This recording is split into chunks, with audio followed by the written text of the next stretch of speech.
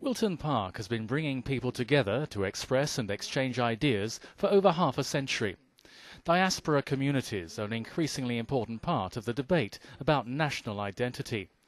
There have always been communities with family and emotional links to more than one country, but mobility of skills has made a crucial difference.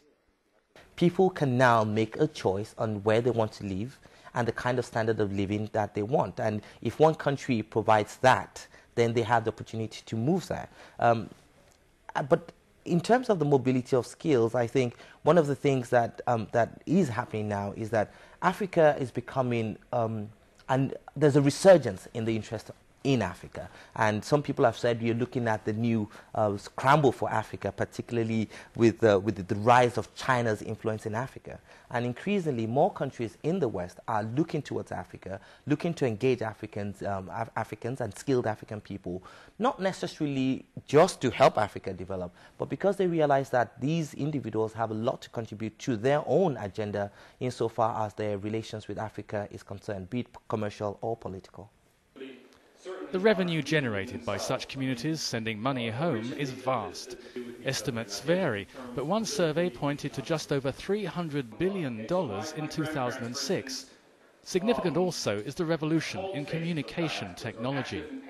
You know, where my father's generation was write a letter and wait 6 weeks for a response, now my relatives text me from the village in Bangladesh and promptly I text them back. So there is that growing communication. And I think it's to do with travel. If more and more British Bangladeshis choose to travel to Bangladesh as a destination for holiday rather than a compulsory visit with a family and to visit the extended family, so that sort of affection will grow with the village, the town, and there will be a linkage there. Abdul Ullah is an elected local councillor in East London, an area which has been a starting point for those seeking to create a new life for themselves in Britain for centuries. In recent years, most new arrivals in Tower Hamlets have been from Bangladesh. Now they're being joined by Eastern Europeans. Wherever migrants make their new home, there is a trend for political engagement in more than one direction. Increasingly, politics at home is politics abroad as well, and politics abroad is politics at home. And that, of course, reflects that globalization of politics, if you want to put it that way. So in terms of diaspora's influence in politics at home, absolutely. They are involved in policy advocacy, they're involved in lobbying governments, lobbying opinion makers, and they're also involved in raising funds to actually provide finances to fund some of the political parties that they want to support. It is perhaps inevitable that in a world where threats to national and international security are of paramount concern, diaspora communities can come under particular scrutiny. But a strong message from discussion at Wilton Park was that possessing a breadth of culture, language and origin should be no barrier to acceptance in the host country. Different communities want different things.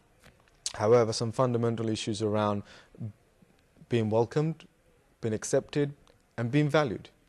I think no person that I've come across, and I speak from my personal experience, that has gone to a place without wanting to be part of that place, without wanting to live in that place and to contribute. And I think that has got to be the fundamental issue, which is that any community, any government, any society that attracts people, that welcomes people and makes them feel valued. And I think if there is a general belief in that, I think you'll see a sense of cohesion much more greater, much more faster and much more meaningful.